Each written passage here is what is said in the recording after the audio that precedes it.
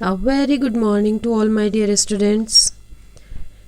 I am Shalini, your English teacher, and today I will explain you chapter 10, the sermon at Banaras. Firstly, what is sermon? What does it mean? Hindi में इसको हम उपदेश कहते हैं and in English it is a talk on a religious or moral subject.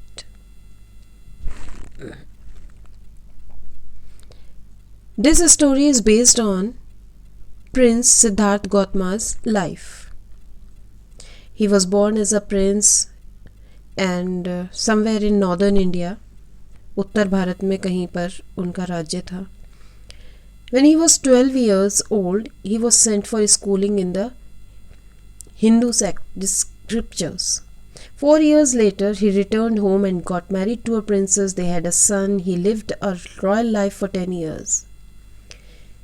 He was totally protected from all the sufferings of the world. One day, on his way to hunt, Gautama came across a sick man, an aged man, a funeral procession, and a monk begging for alms. He was only 25 years old at the time. These experiences influenced Buddha's thinking that he gave up royal pleasures and set out to seek enlightenment. He traveled for 7 years and then he stayed under a peepal tree until he attained enlightenment. He gave his first sermon in the city of Banaras.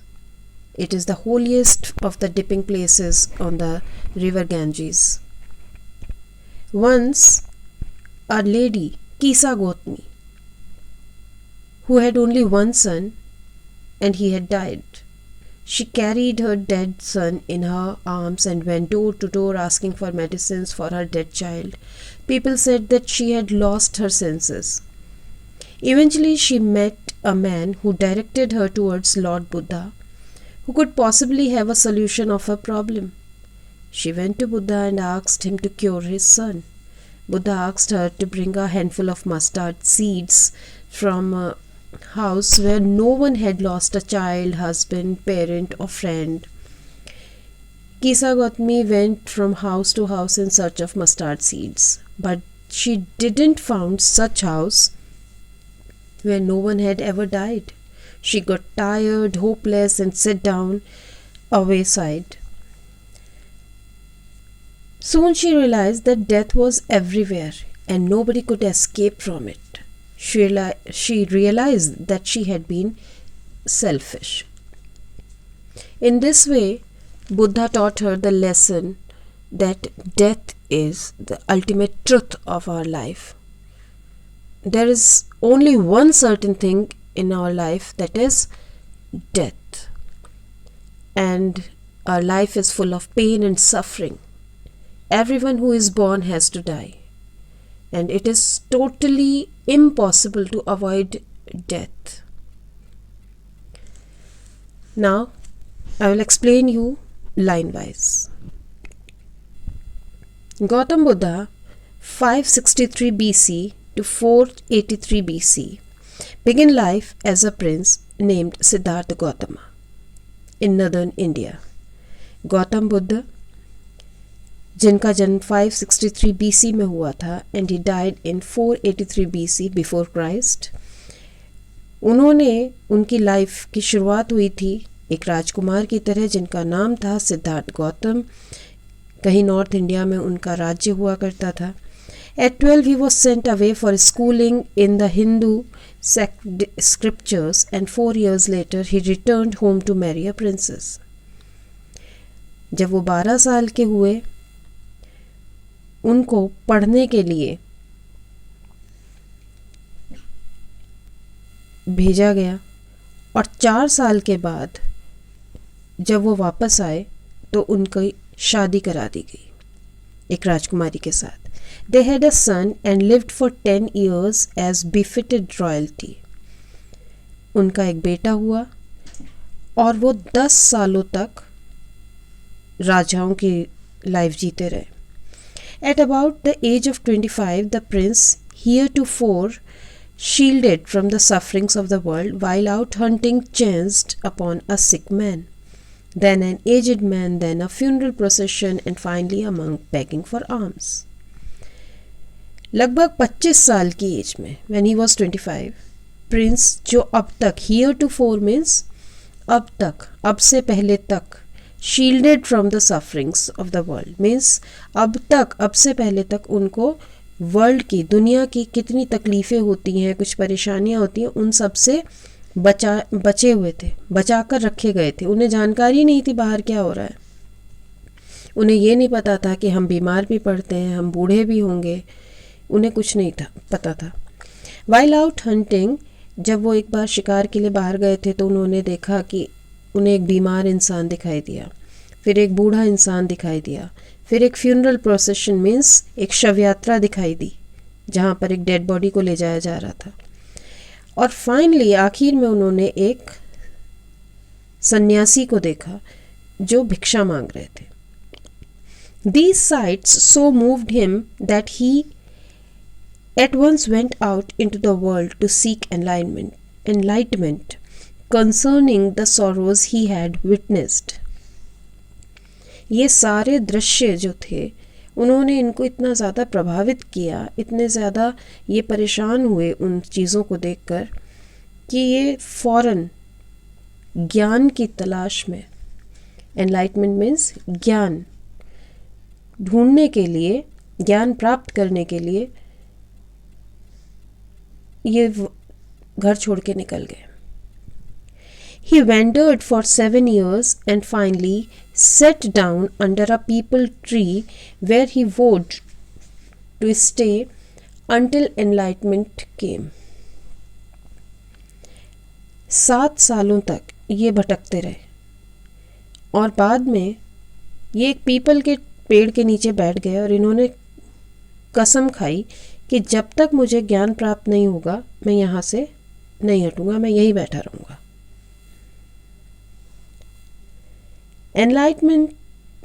Enlightened after 7 days, he renamed the tree the Bodhi tree, tree of wisdom, and began to teach and to share his new understandings. 7 दिन तक ये बैठे रहे और 7 दिनों के बाद he was enlightened. उनको ज्ञान की प्राप्ति हो गई, बोध हो गया उन्हें, और इसलिए वो जो बोध उनको प्राप्त हुआ तो उन्होंने उस पीपल के ट्री का एक नया नाम रखा, बोधि ट्री, कि इस वृक्ष के नीचे बैठकर मुझे बोध हुआ तो ये बोधि वृक्ष हो गया. And begin to teach and to share his new understandings, और उसके बाद से इन्होंने लोगों को अपनी शिक्षा देनी शुरू कर दी. At that point he became known as the Buddha, और उस वक्त उनका नाम बुद्धा पड़ गया, गौतम बुद्धा. ऐसा इंसान जिसको ज्ञान प्राप्त हो चुका हो, जिसे बोध हो चुका हो. The Buddha preached his first sermon at the city of Banaras, most holy of the dipping places on the river Ganges. That sermon has been preserved and is given here.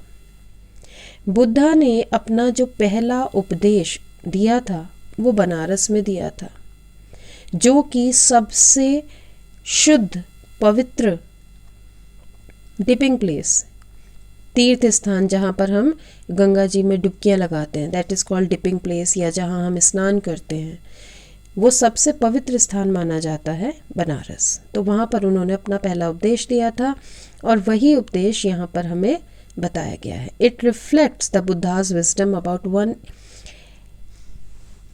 Inscrutable kind of suffering. इस sermon को जब हम पढ़ेंगे तब हमें पता लगेगा कि वो कितने ज्ञानवान थे, कितने बुद्धिमान थे कि उन्होंने इस कदर गूढ़ रहस्य, इनस्क्रूटेबल मीन्स जो हमें समझ नहीं आ सकता आम इंसान को, ऐसी गूढ़ चीज़, इतनी रहस्यमयी चीज़ कितने तरीके से सिखा दी. कीसा Gautami had an only son and he died. In her grief, she carried the dead child to all her neighbors, asking them for medicine.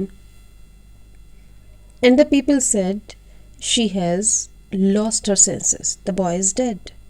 कीसा Gautami जिनका एक ही बेटा था और उसकी डेथ हो गई थी, और अपने दुख में, अपनी परेशानी में वो उस डेड चाइल्ड को, उसकी डेड बॉडी को लेकर अपने सभी पड़ोसियों के पास गई और उनसे कहा कि कोई मेडिसिन, कोई दवाई ऐसी दे दो जिससे कि ये ज़िंदा हो जाए। और लोग कहने लगे कि ये she had lost her senses, means ये पागल हो चुकी है। द बॉय इज़ डेड, और मरा हुआ इंसान ज़िंदा कैसे हो सकता है। At length, Kisa Gautami met a man who replied to her request. I cannot give the medicine for thy child, but I know a physician who can. काफ़ी देर तक भटकने के बाद at length कीसा गौतमी को एक ऐसा आदमी मिला जिसने कहा कि मैं तो दवाई नहीं दे सकता तुम्हारे बच्चे के लिए, लेकिन मैं एक ऐसे फिजिशियन को, एक ऐसे डॉक्टर को जानता हूँ जो दे सकता है। And the girl said, "Pray tell me, sir, who is it?" And the man replied, "Go to Sakya Muni, the Buddha." कीसा Gautami ने कहा कि प्लीज़ मुझे बता दो कौन है वो, और उस आदमी ने कहा कि तुम साक्य मुनि बुद्धा के पास जाओ। साक्य मुनि बुद्ध को ही कहा जाता था कि तुम उनके पास चले जाओ। कीसा Gautami repaired to Buddha and cried, "Lord and Master, give me the medicine that will cure my boy."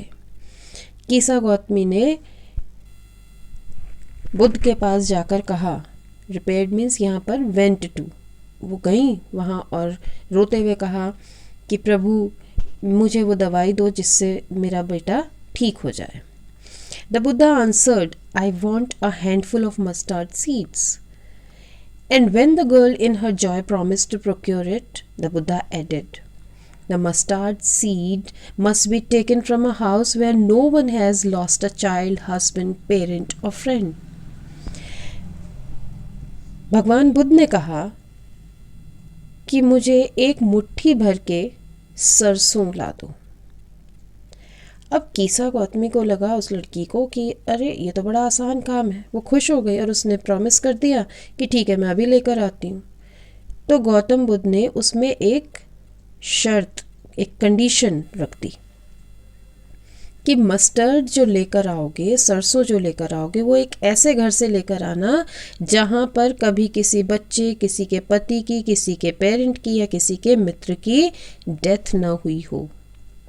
Poor Kisa Gautami now went from house to house, and the people pitied her and said, "Here is mustard seed, take it." But when she asked, "Did a son or daughter, a father or a mother die in your family?" They answered her, "Alas, the living are few, but the dead are many." बेचारी कीसा अब हर घर में जा रही है और लोग तरस भी खा रहे हैं और उसको सरसों दे रहे हैं, लेकिन जब वो पूछती है सरसों लेने से पहले कि क्या यहाँ पर किसी के बेटे की, किसी के बेटी की, किसी के मदर की, किसी के फादर की डेथ हुई है फैमिली में, तो वो बड़े दुख के साथ कहते थे कि ज़िंदा लोग थोड़े हैं, लेकिन जिनकी मृत्यु हो चुकी है वो बहुत सारे हैं। मीन्स मृत्यु हुई है। Do not remind us of our deepest grief. हमें उस गहरे दुख की याद मत दिलाओ। And there was no house but some beloved one had died in it. और यहाँ कोई ऐसा घर नहीं है जिसमें किसी के अपने की डेथ ना हुई हो। Kisa Gautami became weary and hopeless and sat down at the wayside watching the lights of the city as they flickered up and were extinguished again.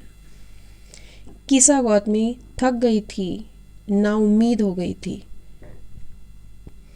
वो रास्ते के किनारे पर बैठ गई, सड़क के किनारे, और दूर से शहर की रोशनी को देखने लगी। उस वक्त दिए जलाए जाते थे, तो दूर से वो दिए फ्लिकरिंग करते हुए दिख रहे थे, टिमटिमाते हुए दिख रहे थे, और जब वो ज़ोर से टिमटिमाते थे तो उसके बाद वो एक्सटिंग्विश हो जाते थे, बंद हो जाते थे। At last the darkness of the night reigned everywhere. और आखिर में जब सारे दिए बंद हो गए तो रात का अंधेरा चारों तरफ छा गया। And she considered the fate of men that their lives flicker up and are extinguished again. और फिर उसने इंसान के भाग्य को या कहें उसकी नियति को समझा कि उनकी लाइफ भी ऐसे ही फ्लिकर करती है और फिर आखिर में एक्सटिंग्विश हो जाती है, बुझ जाती है वो Jeevan Jyoti.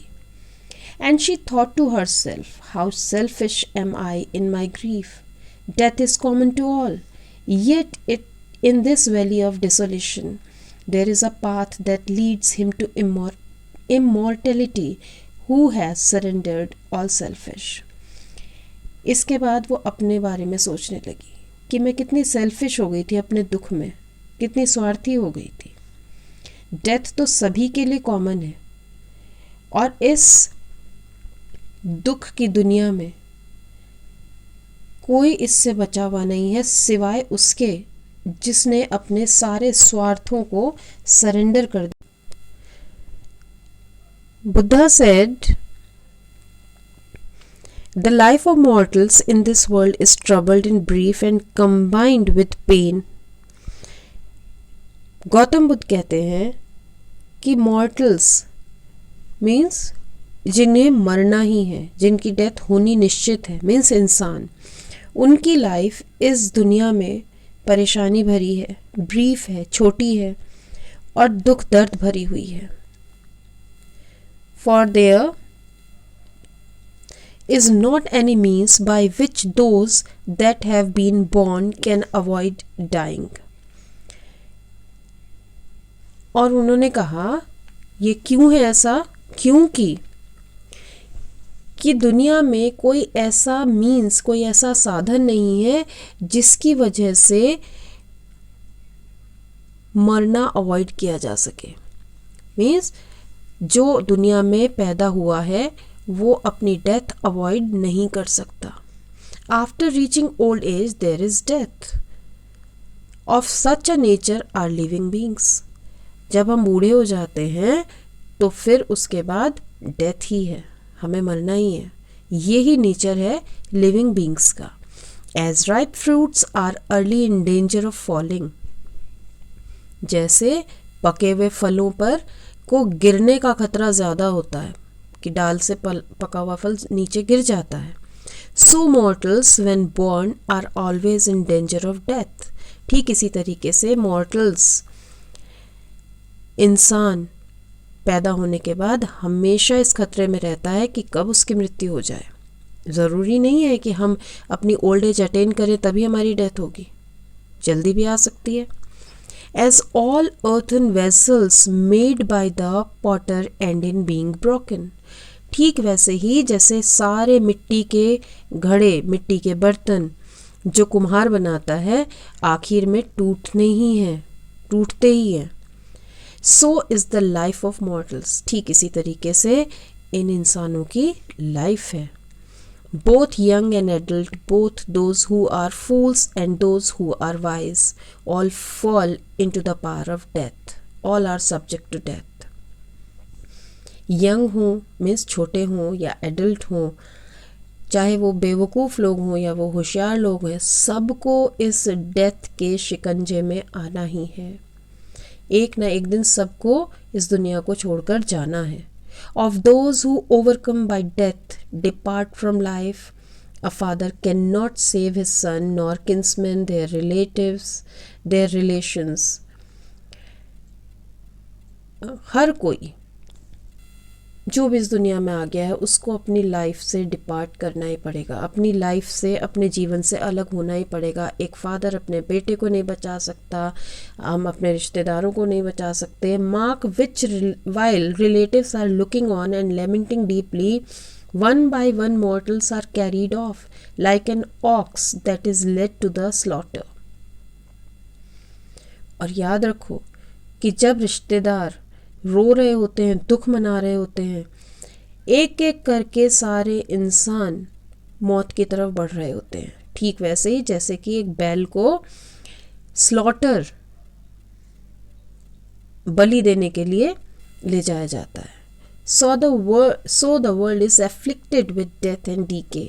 Therefore the wise do not grieve, knowing the terms of the world. तो हम कह सकते हैं कि ये जो सारी दुनिया है, सारा वर्ल्ड है, ये सफरिंग, डिजीज़ और पेन से अफेक्टेड है.